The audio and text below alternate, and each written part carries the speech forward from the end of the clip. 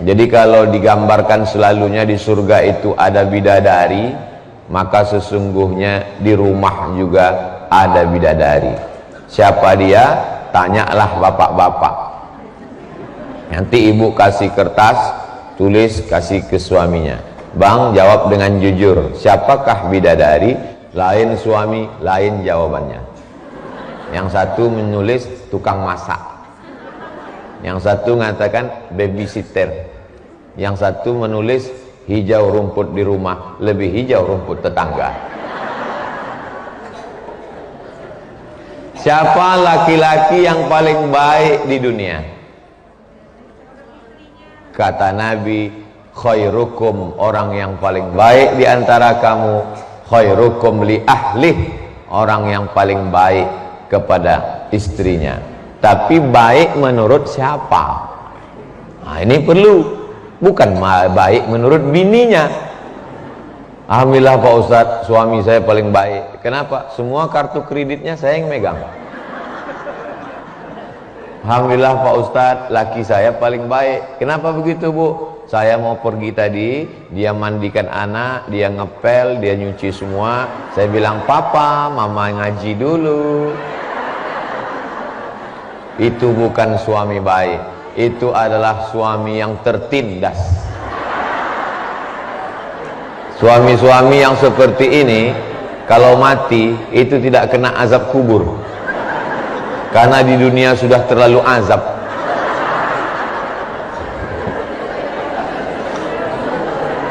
Jadi baiknya itu menurut standar Allah dan Rasulullah sallallahu alaihi wasallam.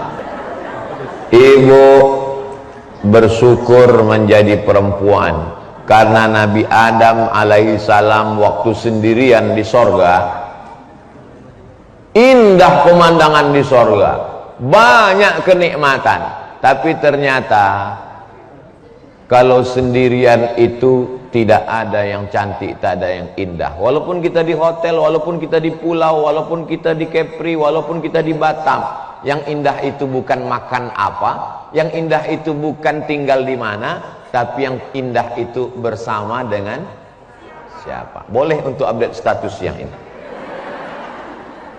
Jadi rumah itu menjadi indah karena ada ibu di dalamnya, Bu. Rumah itu menjadi surga karena ada ibu di dalamnya. Kalau ibu sudah tak ada, bapak itu pun merajalela. Alhamdulillah dia pulang kampung, Pak Ustadz, tak ada yang ngecek handphoneku. Apa baiknya dia? Baiknya dia disuruhnya ibu di rumah. Wa qarna fi buyutikunna, perempuan hendaklah di rumah. Tapi sekarang kan tidak begitu suami yang baik. Yang baik itu kemana? Yang sering ngajak ke mall. Yang baik itu kemana? Yang sering ngajak shopping. Padahal kalau menurut Quran dan Sunnah yang mengatakan waqarna fi buyutikunna, di rumahlah. Sekarang banyak juga perempuan di rumah, dia tak keluar rumah, tapi fotonya di Instagram, di FB, di Google, di YouTube, dia di rumah, tapi tangannya sama gambarnya keluyuran ke handphone orang, ke kamar orang, ke rumah orang. Bayangkan foto ibu diakses orang, disimpan orang, dimodif orang, dimasukkannya ke aplikasi yang bisa merubah dari ujung rambut ke ujung kaki.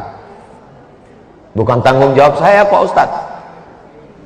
Kullukum ra'in, setiap kamu adalah pemimpin, wa kullukum mas'ulun, kamu akan disoal, akan ditanya an ra'iyatih.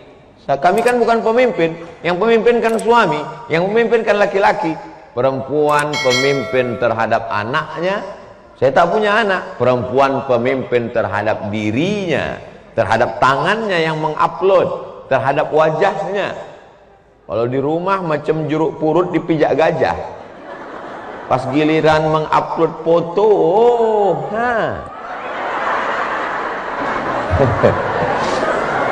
saya cepat-cepat tadi takut ada yang moto.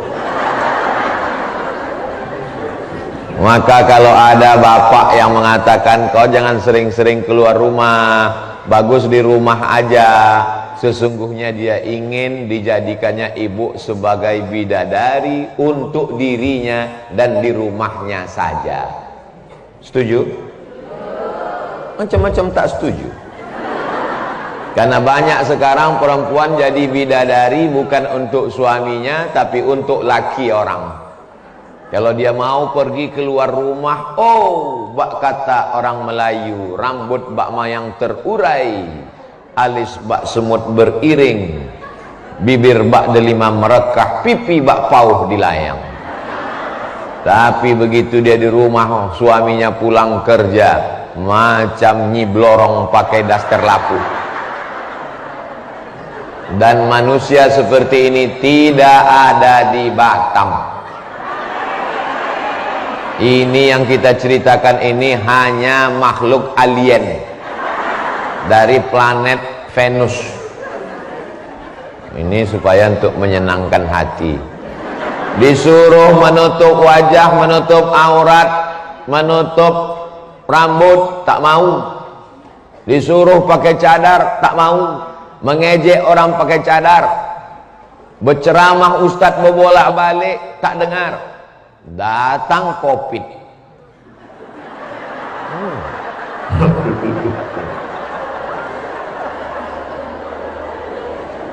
Kata COVID, untung aku datang itu COVID.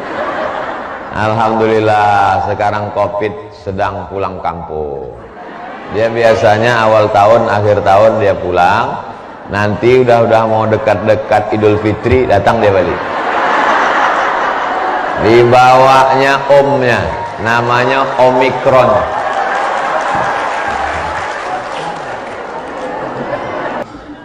Pak Ustadz, ya, kalau kita ikut tarekat tasawuf itu katanya datang cahaya ya Pak Ustadz. Ya, cahaya.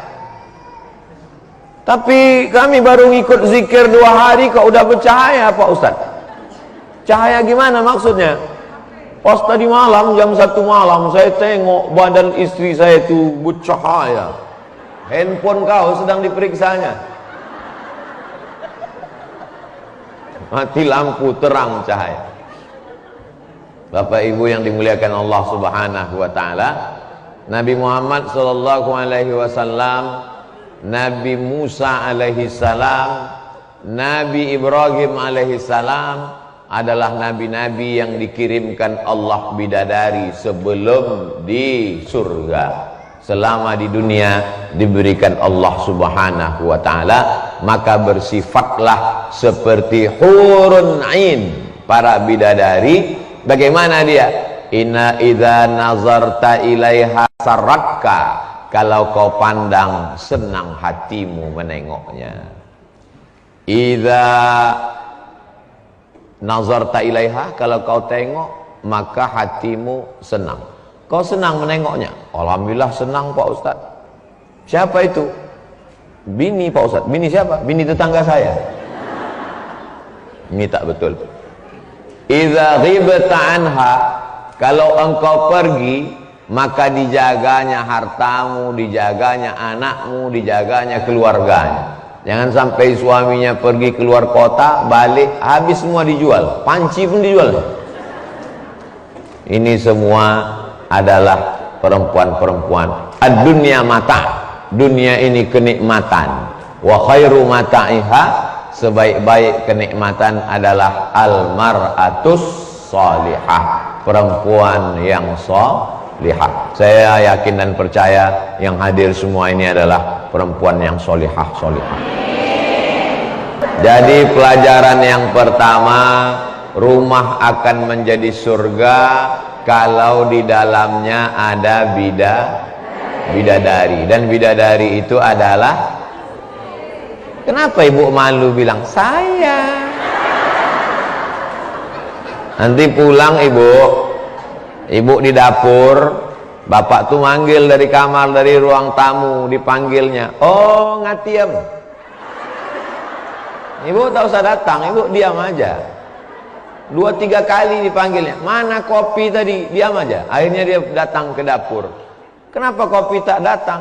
Panggillah aku bang. Udah bolak-balik aku panggil, nggak sesuai. Memang panggilan kau siapa? Bidadariku.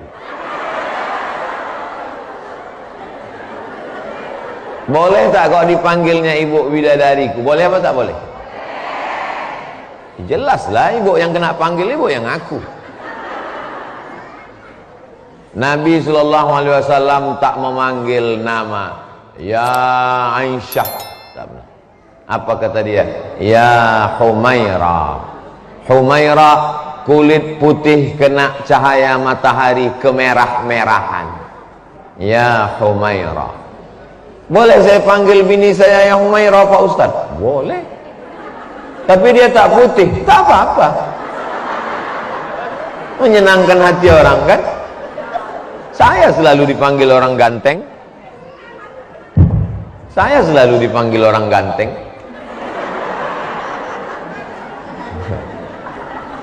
Anak raja menangkap banteng. Banteng ditangkap di hari siang.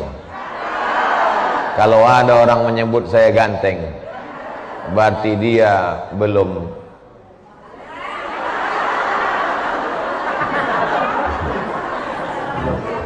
Anak raja mau menangkap ganteng, ganteng ditangkap di Karimata.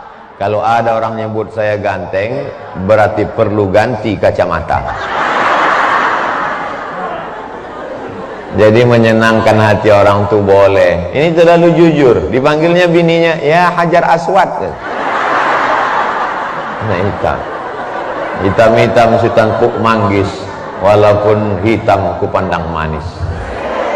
Asal jangan macam pantun satu lagi, hitam-hitam si tampuk manggis, sudahlah hitam bet kudis.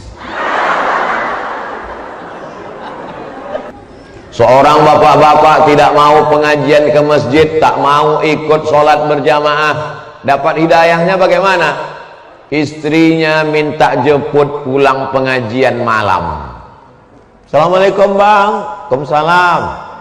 Jemput aku bang, pulang aja lah sendiri naik taksi. Nanti kalau aku dilarikan supir taksi, oh iya juga ya. Dijemputnya, pengajian ini lama pula selesai. Ditunggunya di tempat parkir, tak berhenti, keluar dia. Ditelepon tak diangkat, di SMS tak dibalas. Masuk dia ke dalam, mau marah nunggu. Didengarnya pengajian, terbuka pintu hidayah. Akhirnya menjadi orang yang suka berjamaah dan pengajian. Jadi banyak sekali lah. Perlu nanti ditulis bukunya, suami-suami yang dapat hidayah karena istri. Tapi istrinya tak ada diceritakan di situ, entah siapa. Kalau tak solihah, tak mungkin dia mengaji. Hari libur, tanggal merah, mestinya dia duduk-duduk di rumah nonton sinetron, layang-layang nyangkut. Mustrinya ini dia sedang jalan-jalan pergi ke mall sama keluarga. Meskinya dia ke tepi pantai, ke laut, naik sampan, naik kapal selam. Tapi hari ini dikorbankannya untuk mengaji. Demi untuk memperbaiki niat baiknya, hatinya, pikirannya, auratnya, menutup dirinya. Maka ini pastilah orang baik-baik dan diberikan Allah yang baik-baik insyaallah. Kalau ada suaminya yang belum taubat, mudah-mudahan pulang dari sini terbuka pintu hatinya, taubat dia. Alhamdulillah Pak Ustaz, sudah saya ikut pengajian ini, suami saya sudah sholat. Sholat apa Bu? Sholat Jumat. Berproses. Tidak ada orang yang baik dari awal sampai akhir kecuali Nabi Muhammad, nabi-nabi, wali-wali Allah. Adapun orang yang masa lalunya tak baik, suami saya ini tak sholat Pak Ustadz. Kenapa dia tak sholat Bu? Kok bisa ibu nikah sama dia? Saya pun juga dulu tak sholat. Itulah maka kami berjodoh. Ketemu sama dia di mana? Sama-sama sakau kami Pak Ustadz. Tapi kan tidak selamanya kita ini muda, tak selamanya kita ini sehat. Kebetulan hidayah duluan menyamparin singgah ke ibu. Padahal kalau Allah mau serentak sama-sama hijrah, bisa atau tak bisa? Innama amruhu idza arada syai'an ayyakula lahu kun. Bisa. Lalu kenapa ibu duluan dapat hidayah? Alangkah indahnya kalau hidayah itu sampai ke bapak melalui ibu.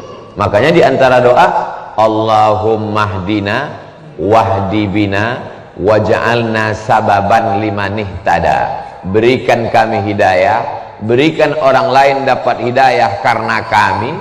Waj'alna sababan liman ihtada, jadikan kami menjadi sebab asbab orang lain dapat hidayah.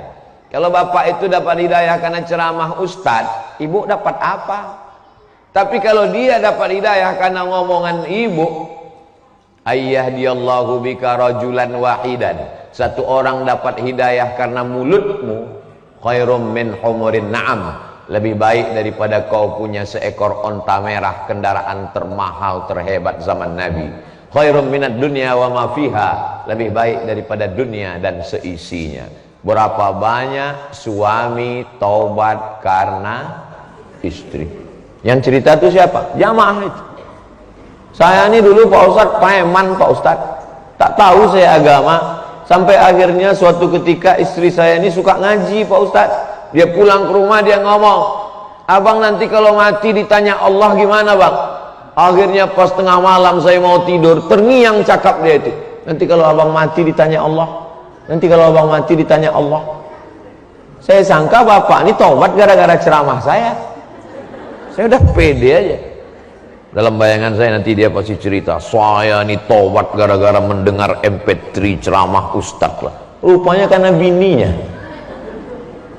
Ada dulu anak perempuan hafal Quran dari Bengkalis, tinggal di hotel samping Masjid An-Nur waktu MTQ nasional. Saya dibawa ke situ. Saya tanya orang tuanya, gimana anak kecil ini bisa hafal Pak, Bu? Sejak dia lahir sampai hari ini tak berhenti MP3 Quran 24 jam. Mau tidur malam, hidupkan. Bangun malam, tetap hidup. Jadi matinya kapan? Waktu pemadaman bergilir PLN. Belilah speaker Quran, rekamkan MP3 Quran. Kalau kebetulan di rumah ada wifi, hidupkan terus. Ada pula saya pergi ke tempat rumah Quran di Pekanbaru, filmnya Donald Bebek, filmnya Tom and Jerry, tapi suara Quran. Jadi saya heran, ini Pak salah channel atau apa nih?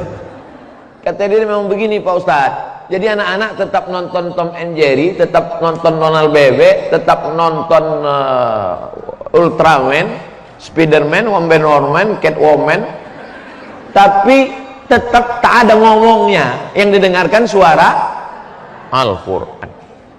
Kalau ibu pandai ngaji, alhamdulillah bagus. Ibu gimana Bu ngajinya? Alhamdulillah Pak Ustadz 5 juz, Iqra 5 Pak Ustadz. Alhamdulillah. Yang na'udzubillah adalah malu mengaji karena tua. Dalam Islam tak ada batasan umur. Utlubil ilma minal mahdi ilal lahdi. Jadi zaman kita ini sekarang luar biasa. Zaman dulu laki-laki kalau mau menjumpai perempuan mesti membawa lidi. Tahu lidi? Karena rumah orang Melayu di tepi sungai, di tepi laut, di pesisir pakai lantai, pakai kayu tiang. Rumah tangga. Karena rumah orang dulu bertangga. Diambil, dijolok lidi. Perempuan menengok ada lidi naik, dia pun pura-pura buka jendela mau meludah. Tui. Tanda perempuan itu sudah tahu laki-laki itu datang. Zaman sekarang tak ada lidi. Orang sudah pakai vacuum cleaner. Langsung saja pakai WhatsApp. Dapat nomornya dari mana? Tulis saja namanya di IG. Tulis di IG DM. Kita satu SMP dulu ya. Iya, kapan reunian? Ketemu. Akhirnya cucian lama belum kering. CLBK. Mulai periksa-periksa FB. FB kau mana? Ini FB. Oh, ini gambar laki kau ya? Iya. Lisut aja ku tengok. Mana gantengan? Ganteng abang apa laki kau? Ganteng abang lah, cuman abang nggak datang pula dulu. Akhirnya jumpa lah sama dia, peot dia udah sekarang. Hancur. Maka kalau dengan medsos itu menjadi rajin ngaji takut sama Allah, teruskan. Kalau postingan kawan ini baik, teruskan pertemanan. Tapi kalau hanya mengganggu hati dan pikiran, grup-grup WhatsApp, Facebook, BBM, Twitter, Instagram, maka hilangkanlah. Jadikan medsos cerdas bermedsos. Handphonenya cerdas semua. Orang handphonenya smartphone. Yang bodoh tuh yang punya handphone. Bisa pula dia dikendalikan handphone. Ini semua baik-baik. Bismillahirrahmanirrahim. Amma yatasaalun 'anil naba'il 'azim. Kalau ada yang pakai terjemah bagus. Amma yatasaalun, mereka bertanya-tanya. 'Anil naba'il 'azim, tentang berita yang sangat besar. Alladzi hum fihi mukhtalifun. Mereka berbeda pendapat tentang itu, supaya kita paham. Ini baik. Atau solawat-solawat.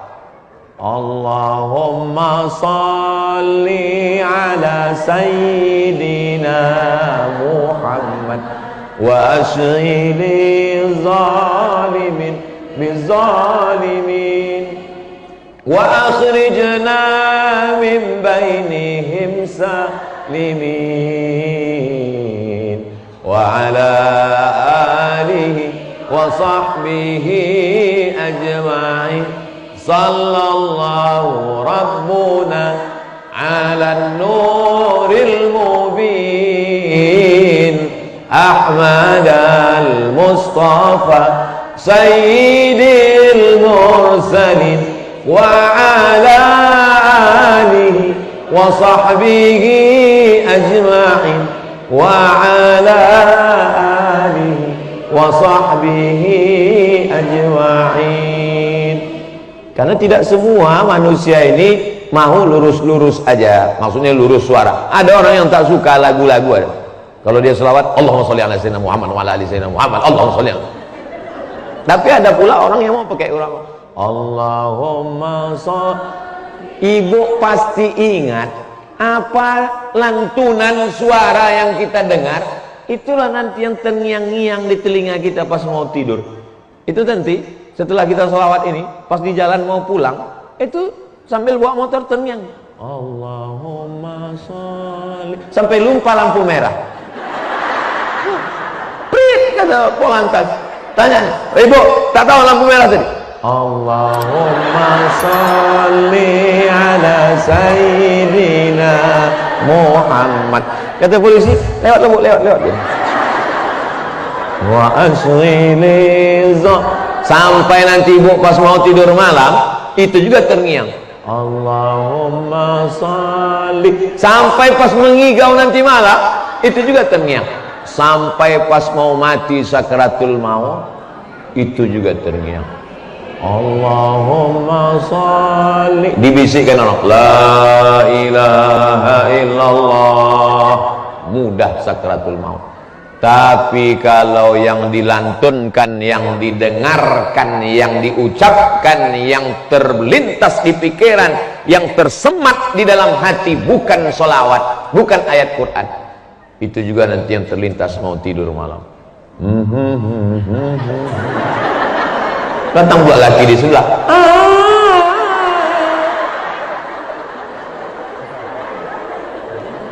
Hari ini ibu boleh tersenyum, hari ini ibu boleh tertawa, tapi yang saya sampaikan ini betul apa tak betul? Emak saya almarhumah ini dulu punya grup nasyid sama emak-emak, kelompok ibu-ibu. Jadi waktu saya kecil itu, anak-anak kecil ini kuat menangkap. Sampai sekarang beberapa lagunya Nur Asyah Jamil dari Medan. Sampai sekarang kalau saya dengar, hidup ini bagai lampu dinding yang dinyalakan di malam hari. Apabila minyak sudahlah kering, lampu pun akan padam sendiri. Minyak ini kata, lampu hidup ini katanya macam lampu dinding, lampu teplok. Kalau minyak sudah kering, lampu pun akan padam sendiri.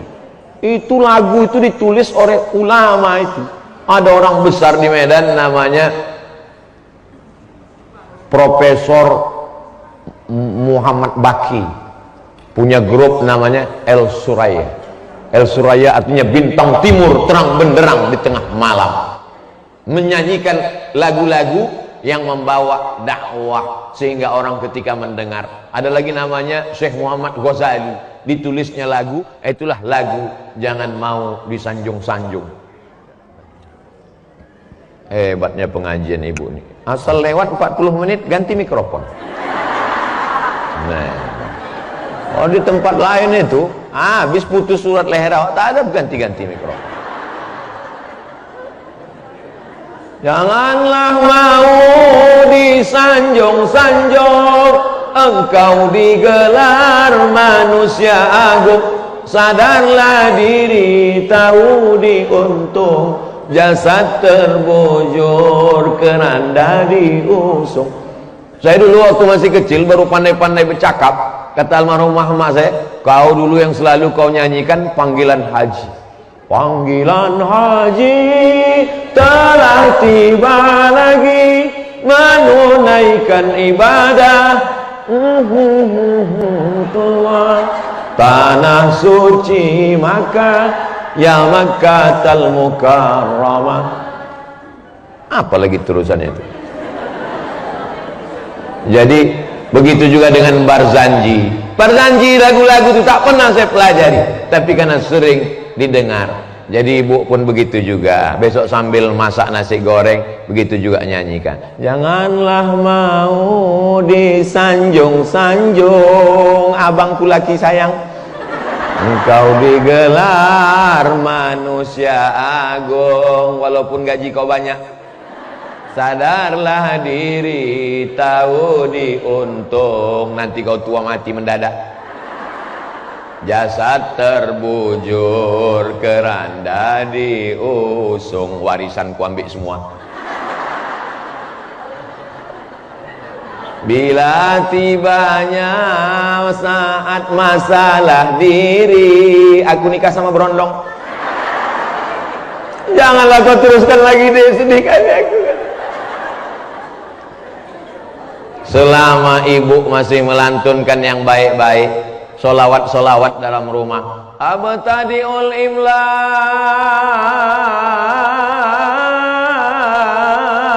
bismillatil aliyah mustadirra faidal barakati alama ana lahu wa awla. Itulah yang selalu didengarkan ke anak. Ini enggak pula diputarkan lagu CD. No woman no cry. Apa tak homo anak itu? Lagunya pula no woman no cry. Tak ada perempuan, tak ada tangisan. Patutlah dia jatuh cinta sama laki-laki.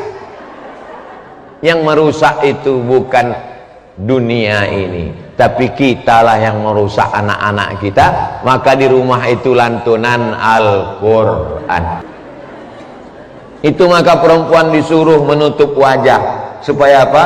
Supaya orang tidak hatinya jatuh cinta. Sebab bisa aja orang jatuh cinta kepada istri bapak, bisa aja orang jatuh cinta kepada suami ibu.